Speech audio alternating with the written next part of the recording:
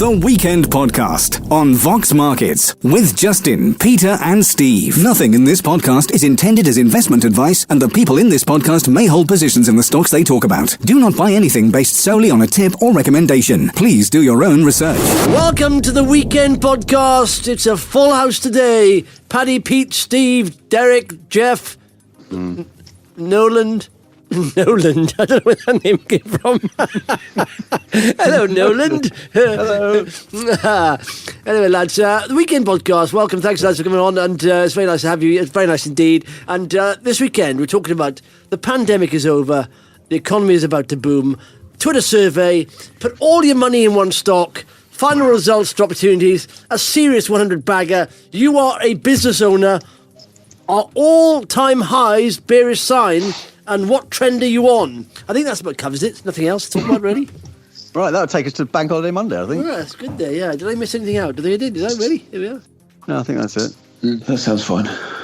Lovely. Okay. Steve, any comments? No, let's crack on with point number one, shall we? Point number one. Point of order number one. Yeah, let's get it done. I've got to cook some rice.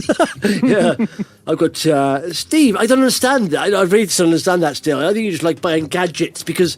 Have you seen that rice I got? You can get that. That's disgusting. That boil in the bag. Oh, it's not boil in the bag. No, they're not. No, they're coconut. They're in the microwave. They're even worse. They taste disgusting. No. Yes. Okay. Anyway, did you see the Barclays boss today? And the Barclays boss, you'd assume, is quite a well. He's clued up on quite a few things, isn't he? The Barclays boss. He says. He predicts the biggest economic boom since 1948. I don't know if he was around back then, but he didn't look that old. He looked quite a smart chap. But he said the UK is about to experience its biggest economic boom since the aftermath of World War II, when it was locked down. And a senior scientist today, Tim Spector, says the UK is no longer in a pandemic. And we are 9 trading days away from the economy opening. I feel quite excited. I think people are going to spend you. It's like almost open the gates and everyone just rushes out and starts buying stuff, you know? In fact, Megan is already. But we got builders at the front, builders at the back. We're now going to build it in the house as well. Is this a metaphor? What is that? I don't even know what that would mean. No. It does sound like a little bit rude, but no. I've got builders at the back doing the patio, builders at the front doing the Green Homes grant sort of rendering and sort of. Somebody's doing all right. No, there was a Green Homes grant at the front. Did Somebody's doing all right, aren't they? What the hell's a Green Homes grant? Well, that was something that Labour are dreadful. Sorry, I'm dragging. Don't mention politics in front of Paddy. They'd be off on one. But Labour cannot. I mean, they found this Boris Johnson scandal now about him someone else paying for it. They drill down, but he's not very good at nailing him down. He's a bit weak, isn't he? He's better than Corbyn, but he's not very good. Didn't he just say? He said, "I will have the final word." What does that mean, Boris? That mean you're just going to say, I'm not going to tell you? Yeah, well, in Parliament. And someone says, No, you won't. Yes, I will. No, you won't. Yes, I will. No, you won't. Yes, I will. For hours. Listen, right, Mr. Speaker. I'll have the final word, actually. Okay, go on. Anyway. So, the Green Homes grant was something that's a farce. So they set up for this. Everyone's got this carbon zero target around the world. As part of this, UK government is offering grants to people who can reduce their carbon footprint. That means, using your boilers or heaters. So you can insulate. So you can apply for the grant, like anything really. But it was a farce. It was like 600,000 people applied.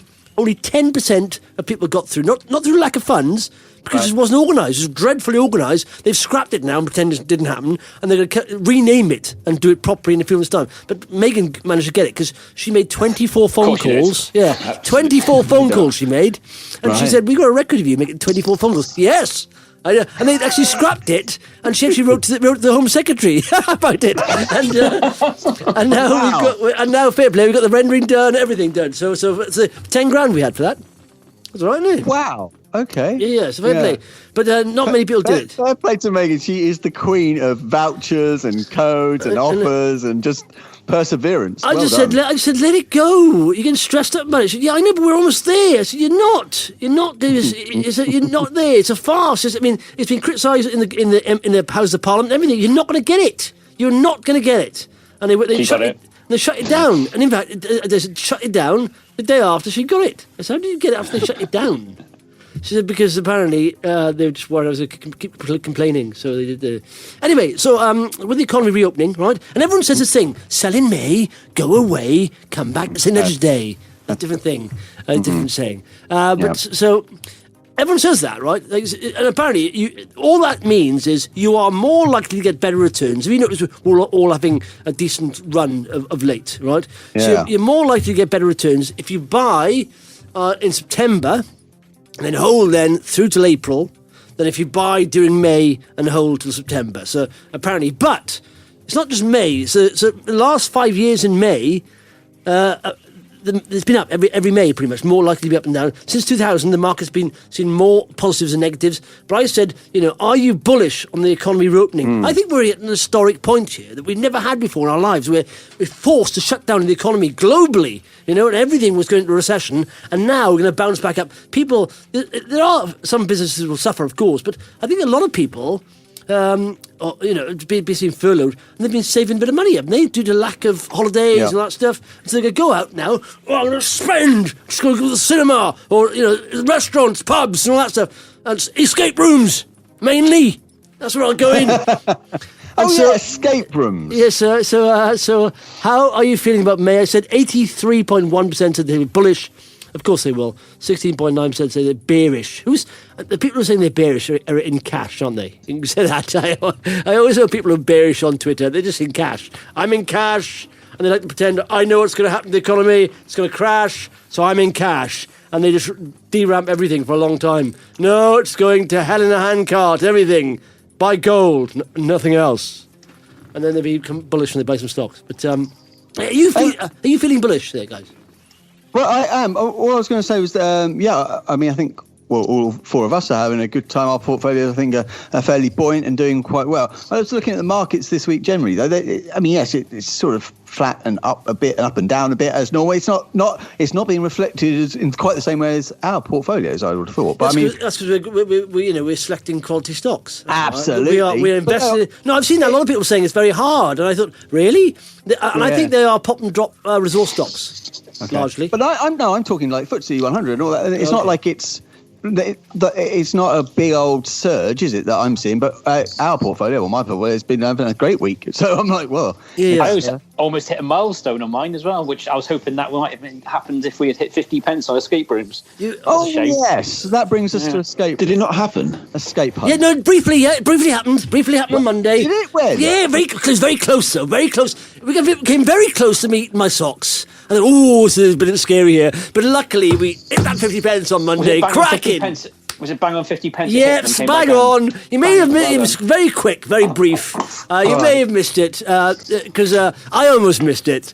But I had to go back and look through all the individual trades. Right. It's just one there, just one guy purchased one share, 50 pence. Right. And I think it's been wiped from most registers, so you can't see it. Yeah. Oh, that's unfortunate. Okay. So what are you saying? You're not going to eat your socks? No. If you listen back to the audio and you've been sending me gifts of socks all week. There's someone saying maybe it should be called the Socks and Shares podcast. Someone said let's have soccer van on the chat group, the Shippickers Investment Club. I've been having socks non-stop all bloody week. I've had socks gifts. It's been thrown at me, and so I'm socked off really, but. I think we should probably say that we would all have enjoyed it to go to 50 as well, but I don't know, like just being slightly below 50 and you eating underwear is probably second best, isn't it? Paddy even sent me a video of a guy who actually did this. He said, he's really sensible about it, wasn't he? He was like, matter of fact, what you need to do is slice it up really fine, the sock. He slices it up. He's like a Szechuan sauce for it, didn't he? Yeah, he made a sauce and mushrooms and all that stuff. So what you need to do, because it's really hard to digest, but if you kept it fine enough, you can get, says, well, you won't really taste it. And he's sitting there, it's quite nice, you can't really taste it. He said, taste anything. But thing is, I said, and Pete actually got the audio, I said it will be 50 pence in the next week. Yeah, within the next week. No, in the next week, I said. In the next week. I've got it here, hold on. It's not 50 pence, but in the next week. In the next week. Yeah, if it's not 50 pence in the next week, that means in the next week sometimes. Sometime, you know. what a week that is the next week at some point. And also in future. And also, Escape Hunt hit 50 pence in about 24 months back. Did it? I don't think 24 months back on the way down, yeah. So it's fine. It's been there. It's no big deal. It's been there to 50 pence. But so what's your prediction for next week? How about a double or quits? What are you going to eat next week? How about a double or quits? Right. Okay. And how about you come into a pound? A pound? Wow. No. I was thinking that pound by Christmas maybe, but I think that's easy. But no. How about next week? Right. You boys have to take part in the forfeit because where's the jeopardy for you here? But we didn't make We're any not the ones claims. making outlandish claims. No, I know. So I could just say, okay, I was challenging myself. I'll call the challenge off then. There we are, because no one actually took the other side of this bet. So fine, that's it. It's like the ask did get up to like 50, didn't it? I think, but it's surely it is a midpoint or the sale that we're. I think we shouldn't go beyond. It's ridiculous when you start decimal points. If you look at it right on the 20s, I thought Monday this is going to be cracking. This is because straight away on Monday it rallied, didn't it? And it went up to someone paid 49.8 pence. Yeah, and I sent you the screenshot. It's like I know. I'm looking at it. I know. That's beautiful. At 9:43 on Monday morning. Yeah. That's the highest paid in the last 24 months, pretty much. And it didn't go. And someone came in with a sell. They bought 1,351 shares at that price. Then someone came in with a sell at 4,270 shares. Oh, you should! If someone just bought shit after that, it'd have been fine. To be honest, the three of us have been selling like mad this week to keep it down. I know. It's getting towards 50. I know. Sell it. So, Yeah.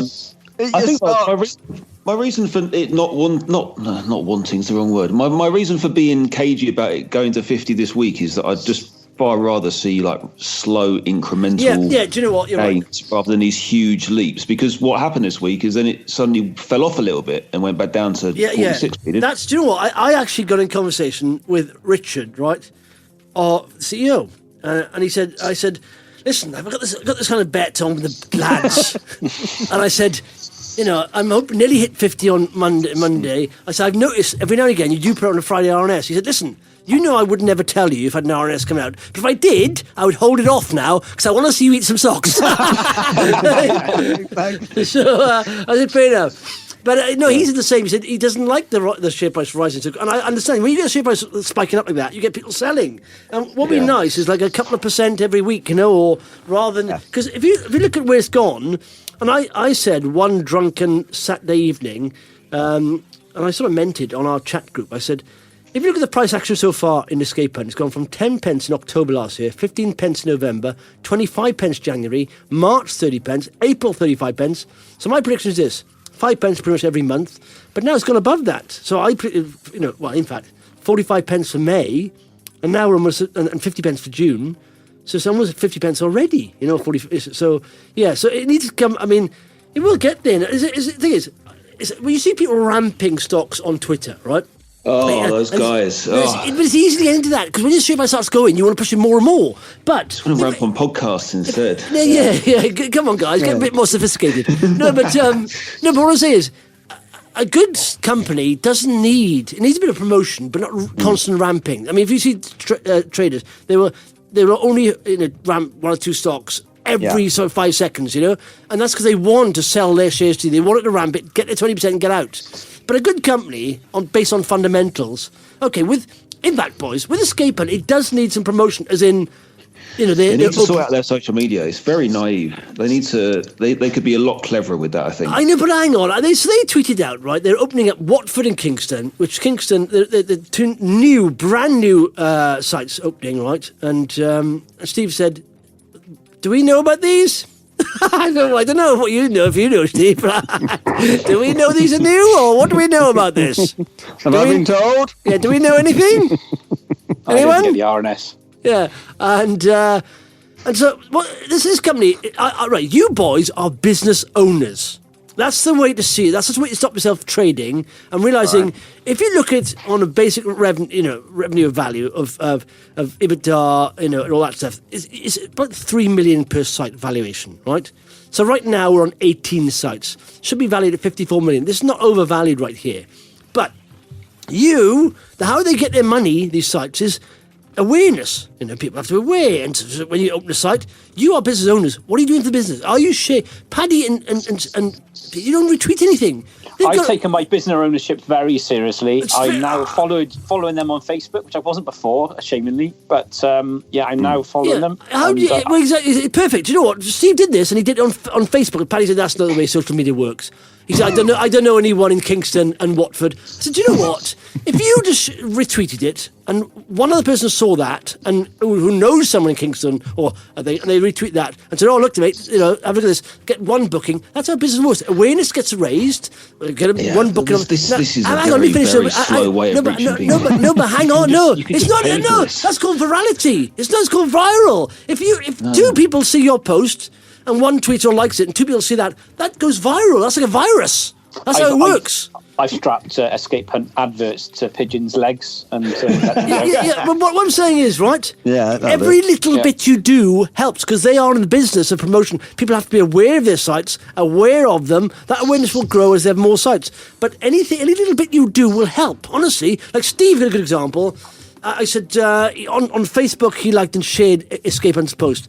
Dave Rees, who lives in Watford, which is one of their new sites, liked it. Another mate liked it. Then someone below, I don't know whether, tagged their friend in. So I'm assuming their friend doesn't really live in Watford or Kingston, but he knows someone who lives in Watford or Kingston. He tagged them in. Now they go, that's something to do in Watford. So try that out. So that's the way that slowly it works. You just keep doing that over and again. So everyone who's a shareholder create some great content and then pay for it to be served to people who live in Watford. No. The best way of doing it is viral. Having people recommend it or like it, and that's the best way. Paying it, anyone can pay for it. It's not how it works. It's not how it works. Maybe just pay for a social media marketing company to get involved, and they'll do it for you. Nice and easy. Do we know? Yes, but hang on a sec. This is a startup company, right? In fact, someone said the same as you, Pad, right? Yes, last week. They said on the chat room. They said, "I'm surprised," because there was a report out. The BBC said there are 1 in 7 shops now empty, and I said, "Well, it's an opportunity for." And one of the guys said, "I'm surprised they haven't taken advantage of that." I said, "Taken advantage? It's been locked down.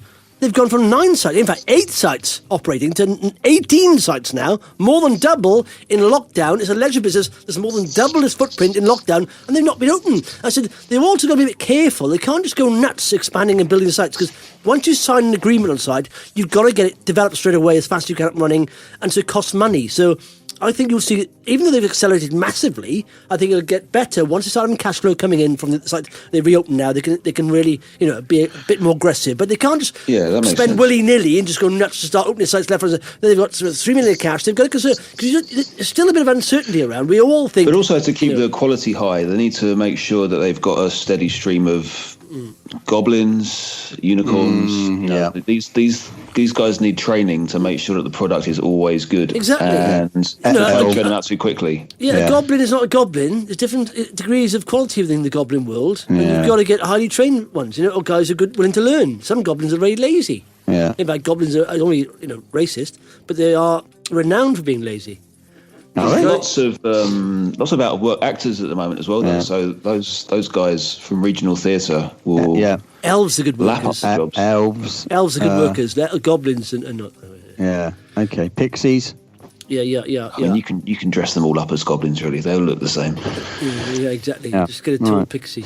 Good. Okay. So anyway, so what I was going to say is, guys, not just you, if you listen to this and you are an escape hunt holder, you are and any share actually, what can you do to help the business? If you think it's a good business, and I think it's a really good business, what can you do to help it? Because at the end of the day, I'm going to send them an email with some suggestions of social media marketing companies. Well, do you know what? When you said you replied to their tweet, so opening in Kingston, taking bookings now in Kingston and Watford, and you politely said, what do you say? Open Croydon. Announce Croydon. Announce Croydon. Yeah, I suppose it probably doesn't make this is a bit of a Spurs Twitter gag. Every time Spurs put out a tweet. There's a whole stream of people going, like, announce new player, announce stadium name. Like, it's just a very, it's a blunt. So I did say, and lots of people then started saying, can you, in fact, Steve sends it, say, you come to Cardiff? And there will be one. If they're doing 50 sites, that's a target. There will be one close to everyone. So it'd be interesting. So I think we should create a quiz around where is the next one. If someone guesses, I could probably hook them up with St David's shopping centre in Cardiff if they're in. Do you know perfect, wouldn't it? Or the Red Dragon Centre. I got someone on the inside. No, they're knocking that down.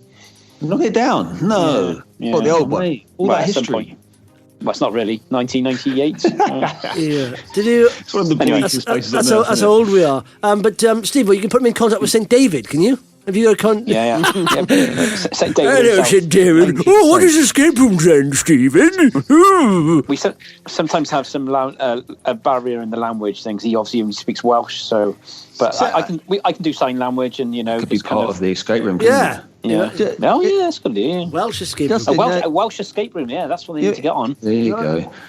Someone was suggesting on Disco they should do a Line of Duty escape room, which I thought was a very smart idea. The most boring thing ever in the world. God, they've done 17 series of who's H. Move on! Everyone has to wear a waistcoat and a beard. I hate that. Yeah, 22% of people, an increase apparently in waistcoat inquiries. And I thought, you know what? I saw that bloke in waistcoat. What a stupid piece of garment that is, a waistcoat. What a ridiculous garment. It's like a vest on top of your shirt. Pointless. I can imagine you nice. No, you can't, Steve. Waistcoat, Justin. Yeah, I could. Oh, I say. Just a waistcoat, nothing else, sir. Oh, hey! Sorry, you're criticising someone for wearing a waistcoat, and you're talking about eating your socks. Yeah, that's not my choice. Okay, listen, so has your portfolio hit an all-time high? Yeah, this week. Yeah. So Monday, the best day I've ever had in the stock market. Every single one of my stocks was in green, and I've never had that. It was exciting, wasn't Sometimes you have, on even a good day before, you have like a stock non-mover, but they're all in the green. And I had my portfolio increased by the biggest value ever on Monday, and today and Friday we are now. It's hit another high. Now, do you get bearish when this happens? Do you think, I probably should. I do a little bit, but on some of these stocks, I did something I never really do. I took advantage of an opportunity, average up in Polarean, and I do that, but not at this height at this level, because I'm like over 100% up. I did the same, and I haven't de-risked, and I've bought more, which is kind of nuts. So that's something I've not done before, but I've just felt. Last weekend, obviously, that there was that news last week that I was a bit slow on, but I read up on it last weekend, and and I know you were talking about it quite a lot, Justin. And I just thought, this is kind of a stock that I should be buying more of this. He didn't invest a presentation, Richard, right, Houlihan? And normally he's quite conservative. He doesn't give, and he's almost a bit of like a professor type of guy. He's quite erudite and well spoken. And he's not crass at all. He's very conservative. And but he did say, and I emailed him, this is what I emailed him this week. I said, hi Richard, I like the presentation. By the way, something that really stood out to me doing that presentation was when you said, we would expect to see polarizers in all hospitals over the next 10 years. I thought, all hospitals? So if I did a presentation on that. I said, does that mean... If you are granted Hatch-Waxman protection, they're going for that. That means basically if you've got a new sort of device, drug device or anything like that, or drug, it's novel and you've spent lots of money developing it, and it's passed by the FDA, then you can get exclusivity on that. No one else can enter that market for a certain amount of time, which is like, obviously, it's sort of payback in investment terms, but it's almost a golden ticket, And so that's 5 to 7 years of exclusivity. No one can copy their tech in the world. So I said, does this mean if you are granted Hatch-Waxman protection, most of these systems will be supplied by Polarean or licensed? And he comes back with, I think there are versions of the future. I like the start of that. I think there are versions of the future where this naturally could unfold with us having relations with all MR systems manufacturers, each providing to their own installed bases of MR machines. It would be a win-win for everyone. So essentially saying, yes, pretty much, for the first 5 to 7 years, we'd have our stuff would be installed, pre-installed on MR machines, future. So that's the way any new MR machine that goes out would have their stuff pre-installed on it. That is phenomenal. So I said, I said on Twitter, and I said, there are very few companies you could seriously say are 100 baggers, but Polarean could be one. And so even if you're talking 100 machines... Oh, but what sort of timescale are you talking Well, he said for the next 10 years. He said all machines in the world in the next 10 years. And I was talking to Vadim Alexander, and he said, well, I don't know if it'd be all around the world, but he's held his stock, same as us, from a low base. And I even topped up a little bit this week because on the dip, because I thought, do you know what? Yeah, that's something you don't normally do at that level. Don't. Because I thought the potential was massive. If they do 100 machines, they are a £9 billion pound company.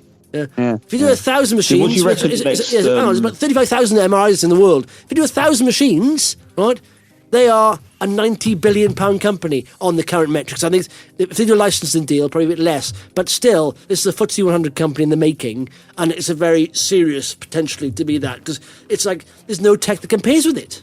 I've told people, listen, in fact, Vanessa on the road, I said, there's a company here. Vanessa. Down the road. Down the road. I said, it's worth getting into this. I know it's highly valued, but the upside potential is still very big. Very big. So So what does the next 6 months look like then? Is this going to continue rising summer, then October, autumn, or will it? Yep. Or will there be some little dropbacks? No, there'll always be dropbacks, wouldn't there? Like, I was trying to buy some more this week as well, but Harry and Larry wouldn't let me sell anything as usual, so I couldn't. I think that's why I know what that is. I know what that is. You've opened an investor account, not a dirty trader account.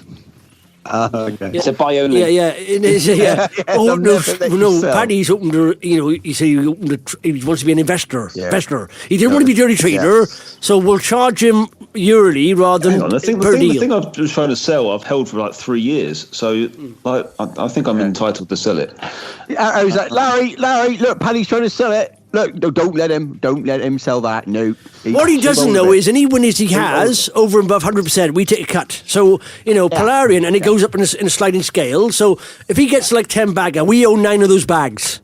Right. Paddy owns 1 bag, we own 9. So that's the way investors work. I thought we're going to call them Pete and Steve now, not Harry Pete and Larry. Steve, yeah. But I don't understand that. So do you reckon there'll be an opportunity to get some more? Will it fall back a little bit? Yeah, over always. the But next do you know what? I said we are now, we're end of April, the 5th of May. We're 5 months away from the FDA date. That may be a little delayed sometimes because they're busy because of COVID and stuff. But 5 months. Typically, these kind of things, I was saying, last time it rallied a month before. And it dipped massively afterwards because everyone knew they needed a fundraise. Yeah. This time they don't need a fundraise. They can get the commission out. They've raised 25 million. So they're not going to spend 25 million in 5 months, So, I think it'll... Do you reckon if anyone's going to buy them, they'll wait until after that approval? Or do you reckon someone might jump in beforehand? Well, do you know what? I've no idea. There was a discussion in the Shippickers Investment Club Polarean channel. There's a discussion saying they're worried that someone will snap them up cheaply, because there's Bracco and there's... Because now's the time to buy them. If it's a £90 billion company, now's the time to buy them. People would prefer to get the risk out of the way of the FDA, though. Because you don't want to... If you're a company, you don't want to take on the risk of... Big companies don't mind overpaying if there's low risk, because for years then, they'll have cash flow, They don't want to take the risk, though, of failing, because it'll cost them lots of money, so... But Bracco, they know this company really well. Yeah, they'll know this technology. They'll understand the risks involved. No. But you could have something like, say the FDA. Yeah, they probably know it's a low base. That's why Bracco and Nukem, which is a German company as well. They're both big shareholders, and they could be, bidding against each other. But I said on the Twitter thing, don't worry about. I wouldn't worry about the takeover because people worry about will it get taken over. I said I wouldn't worry about the takeover. I said it's nothing we have any control over. This is going to be an amazing business. If we're lucky, and I said one we're lucky to have a piece of at this valuation. If they get FDA approval, it will be worth many multiples of where we are now, and it'll be what those current companies that the big fund managers will be buying into. in a year's time or 6 months' time after FDA, because it'll generate decent cash flow, and that's all. Isn't the FDA approval pretty much a given? Well, I know, but they could say the FDA could say anything. They say they could say something like, "Well, we need more clarification on this." In fact, they had a pre-FDA meeting, so it's essentially like marking your homework before you submit it. So it's that kind of thing. So it's all looking good. I mean, but you never know, do you? There's always a risk there, In fact, this links in neatly to a subject I thought about. While I was in the shower, I always have thinking moments in the shower. I said, put your money into one stock, just one stock, right? Just one stock. All your money, put it into one stock. I said, only if you are 100% sure there's no risk. No company has that.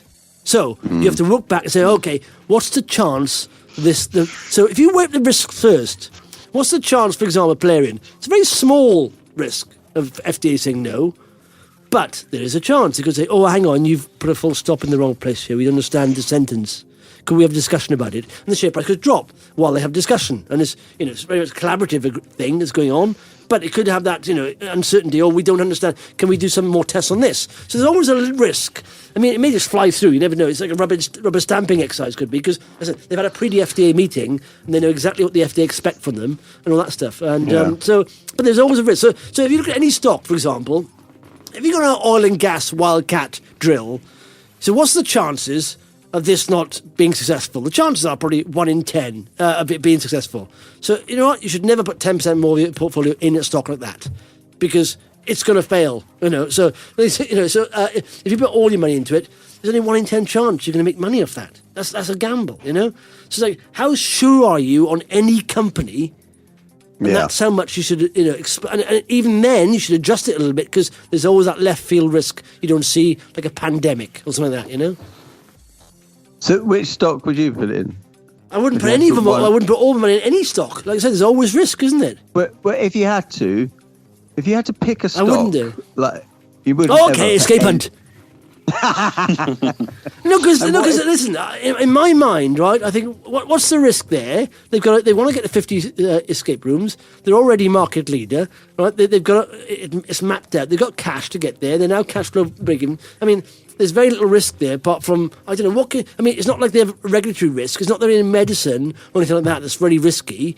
They're not. Do you know what I'm saying? It's like, the reward isn't like Polarian's reward, but the risk isn't there either. So there's very low risk on escape hunt, but there's decent reward as well. Like I see it getting to 3 times where we are now within probably a year and a half, 2 years, and that's quite easy going. I think just open the site, more value generated. Open the site, more value generated. Probably some sponsorship deals. Everything Doctor Who thing. The Doctor Who people will do anything about Doctor Who. They have Doctor Who. Every conversation comes back to escape hunt. No, I know, but you asked me, and I said I know, but sorry, listeners. Doctor Who people will buy a Doctor Who rubber because Doctor Who's released an eraser or a Doctor rubber. Oh, okay. Do Doctor Who rubbers? Yeah, it's like the TARDIS. You go inside it. You go inside the TARDIS. Yeah, it's like a TARDIS for Doctor. Imagine that. It's much bigger. TARDIS condoms. They're huge inside. Huge. That's not really what you want. No, not really. Lots of space. Yeah. But no, what I'm saying, people who love Doctor Who, in fact, James Todd is like that, isn't he, Steve? Doctor Who. What? James Todd is not with condoms. Obsessed. Anything Doctor Who related comes out, because obviously it has to be official merchandise. They'll buy it. So on its own, when they open the Doctor Who more of these sites, they need to start that before lockdown. Doctor Who fans will just go there and do them all. I've done the Doctor Who one in Birmingham. Have you done the one in Watford? No, I haven't. I'm doing that next week. So you get a steady stream. So Are they different? Oh no, but Doctor Who fans don't care. I went to Leicester and did the Doctor Who one in Leicester. Is it the same? No, it's a little bit different. Did you go in? It's a different lady. Are you taking the mick out of? No, I'm not. Customers? I'm not at all. That's how they speak. You're a business owner, Justin. Yeah. So that's Gerald Ratner moment. No. What are you talking about? There's nowhere near that. I'm saying is all these independents, escape room, they can't sign, with BBC Doctor Who because they're not a top quality brand. When I first saw Escape Hunt, I thought, my thoughts about escape rooms, the one I went down the road to, which is on a little sort of shopping strip, stroke industrial centre. And you go in there, it's a bit in an office, it's a bit stark lighting. It's not, the themes isn't that good. There's basically brain-teasing things going on. I'm not sure that was an escape room. I think that's just an office. yeah, it's quite easy to get out, actually. There's a photocopy there. What did you do with this then? No, but and I thought, no, it's a bit dire. And then I saw escape rooms. So, that's a world apart, that. Actually, from what I've been... Escape Hunt. Yeah. And the locations, all that stuff. So, and the branding. And Cool. Anyway, but that's... No, but what I'm saying is, go back to risk. What I'm saying is, look at a company, evaluate the risk first, okay? Because most companies have reward. So look at the risk first, and they go, how risky is it not happening? But don't get too carried away, because people really get a rabbit hole. But look at the risk first, and then go from there, I think. Sometimes, Yeah, sounds about right. Yeah. Can we also talk about Trufin? Yeah. Because I thought that was another one this week. I haven't topped up in them, but they've had a good week. And I just think, it's another one where I'm looking at it and I listen to the podcast. Look, you don't need to go much further than the stocks we've got in these portfolios. I think that. I thought on Monday, obviously, I changed my mind when the stocks go down. But on Monday, when they were all up, I got an amazing portfolio. All these companies could do multiples of where they are. And so, no, I think that. So looking through it, so like Trufin, they got 3 fintechs, 1 gaming company, and they're all improving. Literally give them more time, and they just keep improving because they're some of the market leaders, and they're generating cash now. So they got 17 million of cash, and James said that they're going to get the profitability on that cash. So yeah. And even in Gfinity, I know it's a pain because there's so much trading going on with Gfinity. It's so annoying. Yeah. But even just now, my kids right now are on Fortnite, right? They're obsessed with Fortnite. In fact, Fred said, I'm too old for Fortnite now. We bought him because it was Monty's birthday, but Fred was old enough to get Call of Duty. I want to go on Call of Duty now because I'm not older than that. He went on it a couple of times, back to Fortnite, non-stop. And, is that a bit like Line of Duty? Yeah. No, Call of Duty Call of Duty is more unpredictable than Line of Duty. It's okay. Let's be honest, it's a bit cheesy. And there's things are going on in Line of Duty where, like this week, where she drove away from the police. Why are you speeding away from the police? And she got up with guns. There's that standoff with guns. What are you doing this for? It doesn't make any sense. I think you're overanalyzing it, mate. This is like Sunday night drama. It's not supposed to be. Just disengage your brain. Pat, can I ask? Are you actually genuinely in love with Line of Duty, or are you just winding Justin up?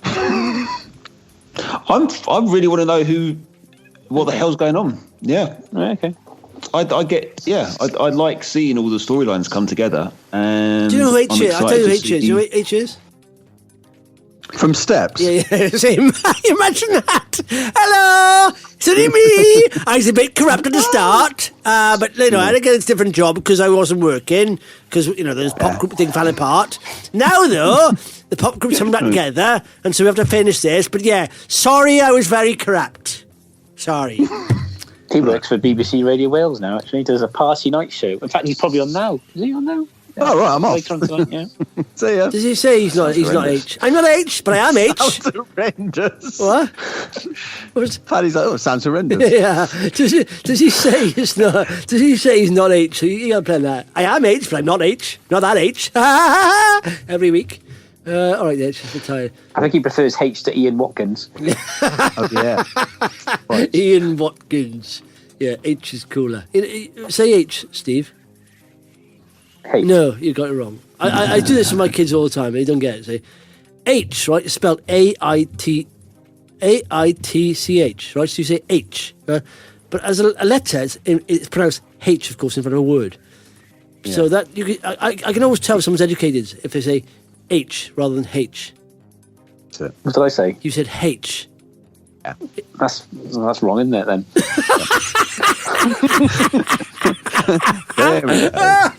No, you're joking. Anyway, so risk. We didn't touch that. Anything else? Something else I want to talk about? Put your money on stock. So, with that in mind, so going back to what we've talked about over the last few weeks about slimming down a portfolio. Yeah, absolutely. Like you, I look at my portfolio and think, what, these could all do well.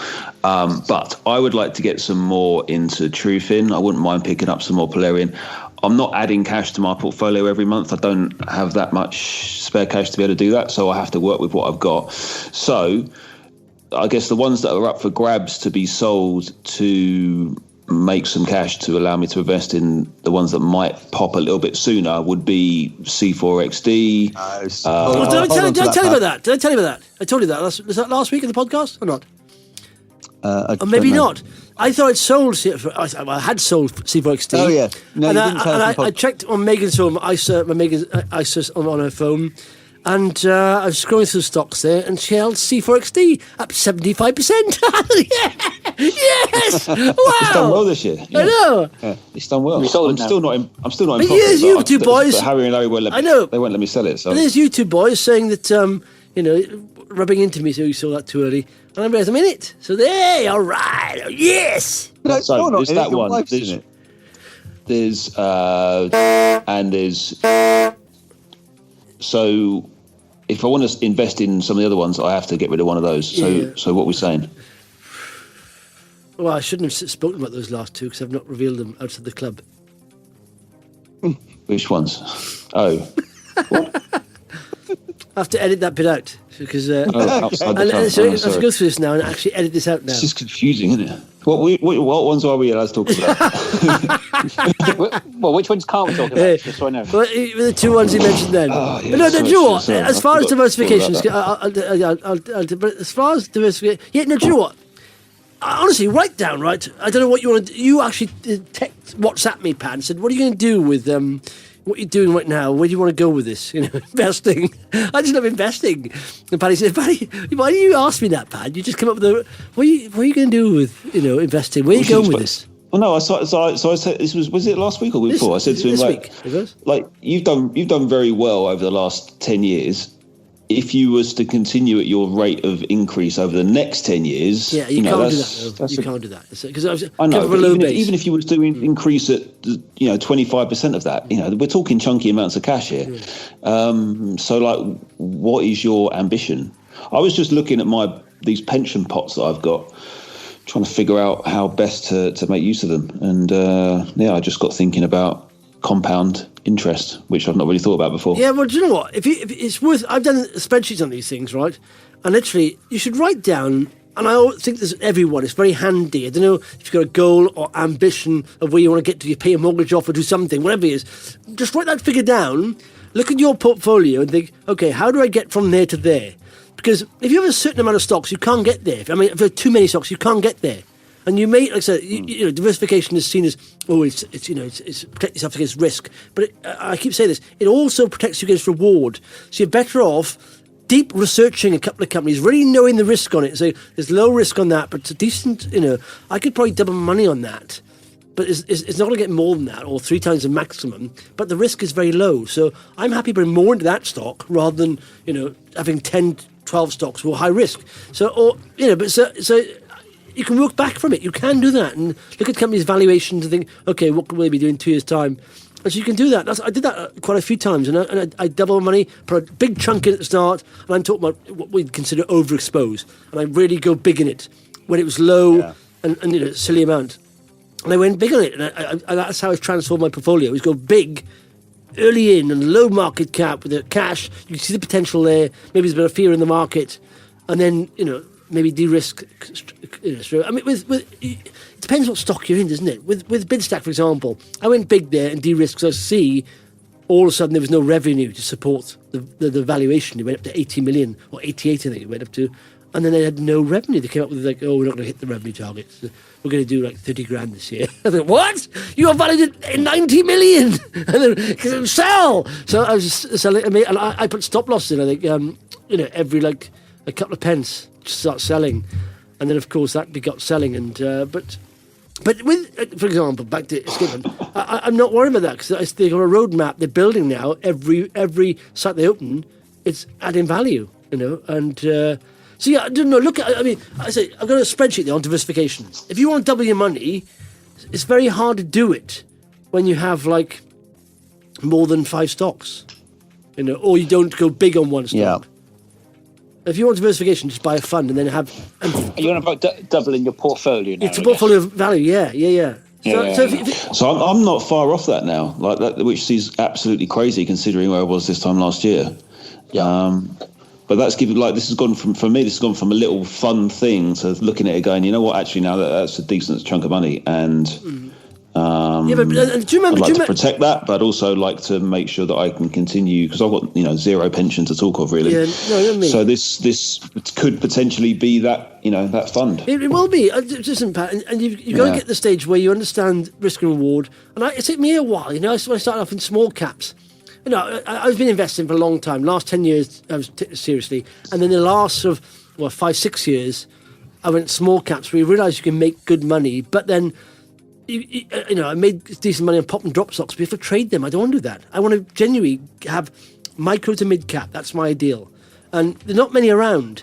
And when you find one, you hold on to it. And like, for example, Polarean's one. I remember when you were in a loss for a long time and you said you're very close to breaking even the portfolio. And then Polarean jumped up and said, should I sell some? And I said, no, listen, that's the kind of company, you only need one of those.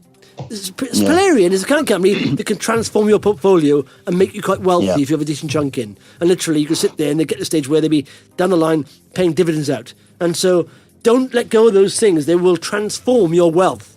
And so, you don't find them very often. And the biggest mistake most people made with 100 baggers is just selling way too early, And Polarean is one of those. And So with that in mind, so at the moment I've got Polarean's about 17% of my portfolio, Gfinity is the same, and Escape Hunt's like 39% or something. It sort of feels to me like Polarean should be equal with Escape Hunt. I know these are arbitrary numbers, but if we're saying that those two have got a decent roadmap to being very successful companies, I should. That's why I bought Polarean right at the start of the week at Monday, because after watching their presentation last weekend and I was looking at my portfolio, I did exactly that. I looked at that and thought, I think it was like 20% or so was Escape Hunt, and I was only at like 12%, 15% for Polarean. I was like, that should be up at that level of Escape Hunt. So that's what I've done, because and like I said earlier, the rest of the market, or not the rest, but a lot of the market doesn't seem to be quite as buoyant as our portfolios, and that is down to the stocks we have in them. So yes, thanks to Justin, thanks to the investment club. But it's looking long term, isn't it? I can't see, if you go through some of my core holdings right now, right, like Polarean, Escape Hunt, Gfinity, Trufin, I can't see them having massive sell-offs, because they're all getting better as businesses, and you can only look at them like that. I mean, there's no. I said, what trend are you on? Right? Is a short-term trends, long-term trends, medium-term trends? If you're a short-term trend, you got to trade it. For example, if you're in stocks that are not performing, like if you're messing around with oil and gas, let's be honest, money's coming out of that. It doesn't matter what you feel about oil and gas, or this is undervalued. It will not reflect its true value anymore, oil and gas stocks, really, unless they're chucking off absolutely tumbloads of cash. Because the money divestment from oil and gas, or especially oil, is huge. It's coming out. So there'll always be, if you think they're undervalued, they're not. That's the way they'll be forevermore. So that's a short-term trend. I mean, so you've got to look at long-term trends, or just companies that are going to improve over the next 3 years. I look at 3 years. I think that there'll be dips in all these stocks. Polarean will probably rally towards that FDA dip. It probably will dip after the FDA announcement, but it'll probably rally very strongly towards that. Then think, okay, what's the risk here? Same thing, I think with, I talk about financial results, actually. For developing companies, financial results normally produce a bit of an opportunity. If you're well researched and you know how the company's progressing, because financial results, all they are is a little glimpse into what's happened in the past. The stock market looks towards the future. So if you have a dip on financial results, but you know about the company, you've been trading updates, watching presentations or anything, then you can buy that dip and think, this is undervalued now. So, I know. I still want to have more than just 3 or 4 stocks. I know that I could have the holy trinity of Escape Hunt, Trufin and Polarean, probably, or Gfinity, I suppose. 4, actually. There's 4 there. 4 on a fund if you want to be. 4 on a fund if you want to. A trinity plus 1, whatever that is. But I like having just, I've still got a bit of Asian Met there, a bit of United Oil and Gas, a few others. So less than 10 stocks, but I like having a little bit. But they're a small amount, 5% in each of those or something. But the big ones are the big 3 or 4 that are really the big hitters that are gradually they have transformed my portfolio. So and hopefully we'll continue to do so. But I like having a bit more than just. No, it's like no. I listen. I dip into stocks every now and again, and jump out and say, "This is the one. This is the one," and then I change my mind. It's not really, but I realise now my core portfolio is Polarean, Escape Hunt, Trufin and Gfinity, or Gfinity, Escape Hunt, Polarean at the moment. I think they get Gfinity. Honestly, they got 2 Apple executives on the board. These are senior guys from Apple. I just find that phenomenal. Yeah. I think, honestly, a FTSE 100 company would champion that. They would say, look at these guys. They run, continents for Apple, and they're on Gfinity's board.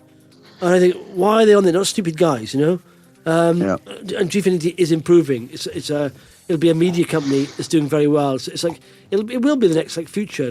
It'll get.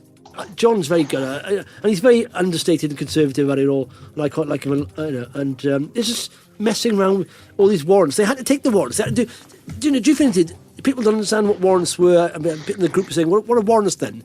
I said, "Well, what happens is this: when you are a legacy management like Gfinity had, and you're burning cash like crazy for years and years, you can only tap up investors for so long before they say, 'I'm not going to invest in you anymore.' Because I've invested in you last 3 times, the share price is going down and down and down, and you're spending cash like crazy. There's no, profitability in sight whatsoever. So they struggled. Then that's when John came on board. Said, okay, we'll raise 2.2 million. We'll also offer you a warrant, and that entices people. So it's okay. Warrants are pretty much, risk free. And John said, right, I'm changing this company and make it profitable. But at the time, people didn't believe it. I didn't believe it, until 3 times on the podcast, and I believed him, and then I started buying in. And it takes that, but then you've got this overhang of the warrants where people will sell, just sell because it's a risk-free investment. They're at 1 pence. So now anyone holding a warrant on Gfinity was close to 5 pence. The warrants were at 1 pence. So they're going to have, how much? 2.5 million they raise plus 225 million shares and 225 million warrants. There's still about 53 million warrants out there. So it'll be a drag. But do you know what? Once they clear, it'll pop. But, and I keep saying, focus on the biggest business. Don't worry about the share price. It'll pop in the end. And it'll be one day, it'll just move on nothing, on no news. And you realise the downward pressure, the drip, drip, drip, the selling will disappear and it'll move. And then we realise, God, that was like a 40 million market cap for a long time. And it's like really hot space. But, But my kids are on Fortnite. Yeah. On Fortnite, they bought this. I don't know if you saw it. They didn't even announce that. They bought this fan site, Fortnite fan site. And it's got interactive map and all that stuff. And so they bought that. Who did? Gfinity, today. Did they? Announced it. Right. So it's like, and in fact, let me find the tweet, which is, they just bought it. They didn't say anything about it, just didn't even RNS it. And I'm thinking, wow, really? You're not even RNSing this? But they bought a website called, it's called Draw Night. And it's the interactive map of Fortnite. And it's a fan base there. And they said, what's his name? Talal, who's in charge of the digital media side, said, we have reached nearly 2 million users and delivered over 3.3 million page views through Fortnite-related content. So that's not even with having, no dedicated sites related to Fortnite. But now they've got a dedicated site as well. Just add that to the pile and they start achieving more revenue off it, And they keep adding these sites to just achieve more revenue. And I think it's like this flywheel, get bigger and bigger, churning more cash out. So it just gets better, So Pad, you've got to be focused. It's easy to. Everyone wants to find the new shiny thing. But like you said, that new shiny thing is normally in your portfolio already. If you've done lots of research in a company, you're really dedicated. I'm glad I've held, Polarean for so long, and I hope to hold Escape and Gfinity for as long as well. Because let's be honest, it's a cracking company, isn't it? And. That's it. I'm going to sell all the dirge and just concentrate on those ones on Monday, so long as I'm actually allowed to sell something. Well, you went on bank holiday Monday, but on Tuesday. Yeah, no, you find it hard Monday to sell, Pad. Yeah, you will. Harry and Larry definitely won't let you sell it. Oh, why don't they let me sell? It's so annoying. You must be able to sell something, Pad. I've had some people saying Harry and Larry is not good. Actually, I've had some people say that, but you can't. But I've said it lots. Yeah, other people. I reckon it's Pete. It's Pete of the Harry and Larry. I don't think it's Steve. Yeah. Okay, Steve probably not. So how does it work? Do they have different market makers to anyone else, or is it all the same market makers? They're all the same, aren't they? Yeah. Do they have the different companies have different access to them? I think, I think it's the IT, maybe. The IT is not as good. I don't know what that is, because I've never had a problem with Barclay. I mean, of course, you have the normal problem. Pat, I don't think I've ever really... I get the occasional problem, but most of the time, I'm not sure about you, Pete, but I can usually buy and sell quite easily. I don't have a problem. You're hitting the right buttons on the app? Are you sure you're on the right app? I sent you a screen grab this week, Pete, to prove it. You won't let me sell. That's Trinder. Tinder. Are you logged in? I'm all logged in. I know it's all working. It's just not working. Do you see that Dragon's Den guy, that data app he had on there? Basically about selling data. You know, the line is that if you're on a social media site and you don't pay anything, you are the product. You know, so they're using your data. And everyone's becoming increasingly aware of this data. So Guy did an excellent pitch on Dragon's Den, worth watching. I think it's Series 4, Episode 18. And I've seen this before suggested. Roughly. Yeah, I've seen this before suggested. 25 minutes in. So essentially, as an app where you don't allow any site to use your data to track you on the sites. And he said apparently, even with Google app, you have to click 17 times to stop, affiliates and associates not tracking your data. And so they've got this app now that'll block everything. So there's two options: privacy mode or sell data mode. So if you sell data, they pay you. They said right now people are earning about 5 and 25 quid a month in vouchers and stuff like that. But or you can just go private, so they can't sell your data. And he did a very good pitch, and all dragons went into it, apart from one. Was the young lady with the blonde hair? From up north, I don't know what she does. Not Deborah Turkey Neck, the other one. But anyway, she just said, I'm not in it because there's guys who are better in tech than me, because it's amazing. The pitch was amazing. It's worth watching. He did a good pitch. But even did they take like 25% of his company for nothing? Well, I don't know. He was happy with it. I can't remember it at the end now. It's gone viral. I don't know if you saw it. It's on LinkedIn and all that. This guy's pitch. This is a pitch. I saw about it. It's called Generate. But I'm sure he's not the first. But what I'm saying is now, already, people are jumping into this. Amazing. But hang on. Apple can do this. I suppose it's got to be independent. But I mean, Apple have got an app going, haven't you, where they can't track you on location. And I think it's the end of Facebook. I really do. I really think this is the start of the end of Facebook, because I've already gone onto my phone and switched off location. Do you know? Well, don't Apple turn them off by default now, don't they? Well, yeah, but there's a little thing on there, a tag thing. There's a little new app. But if you go into your Apple settings, there's like two little square blocks, a line are connected in, and you can switch that off. And basically, and also locations. I've gone through all mine, so never use my location, ever. Because there's always, I didn't realise, all these apps using my location. What for? What do you need my location for? And they use it in the background as well. Yeah. Even when you're not using the app, they're still tracking you. So now, I use DuckDuckGo on my phone now, just because it kept on coming up with that really annoying, "Are you a robot? Look at all the traffic lights," rubbish. Yeah. I'm like, hang on, you're the robot. Yeah. Like, just do the search. Yeah. So that's got rid of that. But I think Facebook's done a downward. Facebook's always, for ages. Mark Zuckerberg is evil, isn't he? He sits there. Did you see him when he was interrogated? The guy didn't have a person. He was like a robot. He was like he's an android. I thought he's part of his. He's probably wired into his operating system. He's probably half wires. But I believe that they are selling data. Of course they are. That's how they work. Now, if they stop doing that, what are they going to do? If everyone starts saying, "Yeah, I bet your data's," it's going to get to the stage where people say your data is valuable, actually. And if you can charge for that, would you? Yes. Other people go private or charge for it. People. The problem is, Justin, you're speaking as a 50-year-old, and we same in our 40s. But I think the average 18-year-old does not care. They would rather be on TokTik and What? Tic-tac? Yeah, What? that's the tic-tac talk. That's it. In fact, should we set that up with a similar logo, TokTik? And see if we get away with it. Pretty sure we won't. We're getting great traffic. There's not much content on there, but people are logging in. I'm going to use their data to sell it to TikTok. There we are. Anyway, boys, anything else worth chatting about? One more thing. Steve, are you still in BT? Oh, yeah, I'm still in BT. Is it rallied? I'm not. I would say it's rallied, but it's definitely going up and up. It's gradually climbing, which I quite like. Every day it goes up by 1% or so, and it's quite a lot for a big... Paddy knows what sport. Paddy, who would BT sell? BT is any good? I don't know if it's any good, BT Sports. Who would they sell it to? Yeah. Probably Disney. Was they? Yeah. They've already got a relationship. They kept ESPN when Disney left the market. So they probably try and get them back in, and then they could stick all the sports rights into Disney Plus in the UK. Amazon is the other one they were talking about. Yeah, I can't see it. They don't really want to run linear TV stations, and that's the only way that those channels make any sense, because that's how you get your premium subscription. Well, they would keep the linear channels, but then they could also stick it into the streaming service as well. Like the premium for whatever I don't know what you pay now for Sky Sports and BT Sport, but it's like 30-40 quid a month, isn't it, compared to your £6 a month for your streamer. So there's a big premium there to try and cover the rights costs, whereas Amazon did their deal as a bit of a loss leader for the football that they show, so they're not too concerned about making a profit on that. But if you was to try and do a proper football deal and make money on it and only do it on streaming, you're never going to cover it. Right. So you need the linear channel, really.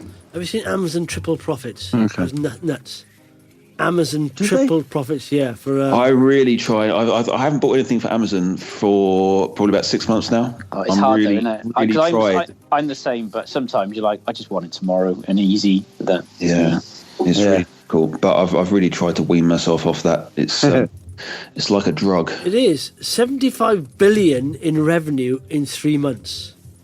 Wow. So that's I don't know how much that is a second. I worked out now. Try and beat my calculator, right? 75 billion divided by 30, right? That's 2.5 billion a day. Yeah. You've got a calculator there, haven't you? No. That's quite easy. That's quite easy maths. Is it? That is by 3 is 25. That is $104 million per hour, right? Divided that with 60, that is 1.7 million bucks per minute. That is phenomenal, isn't it? Divided up by 60. Wow. That's 28,000 bucks per second. Look at that. That's more. Do you think back in the day, Justin, you would have, if you were doing this, you would have tipped Amazon as one of your companies to buy? No, I wouldn't, because you know what? It's like if you stack them against eBay didn't stock anything. They had no warehouses. There's the middlemen just selling lots. You think, well, Amazon's building all these warehouses, buying their own products, really capital intensive. There was a guy on CNBC said the only person that's held Amazon stock from the start to the end is Jeff Bezos and his parents. Because it's been so volatile. And everyone said the dot-com bubble, when it popped, they said Amazon's going through, absolutely going through. They didn't earn any profit for years, did they? And he said because it's reinvesting it. So it was hard one to spot, but I suppose it's one of those things. Pretty. Oh, imagine turning back the time and putting a bit of money in Amazon at the beginning. Just imagine that, Steve. Just imagine that. Let's just leave the podcast on that. Just imagine that. Turning back the time. If I could turn back time. I need like the sports almanac from Back to the Future, but the shares almanac. That's good, isn't it? That's a film in that. Anyway, bye. Thanks, Steve. The Weekend Podcast on Vox Markets with Justin, Peter and Steve. Nothing in this podcast is intended as investment advice, and the people in this podcast may hold positions in the stocks they talk about. Do not buy anything based solely on a tip or recommendation. Please do your own research.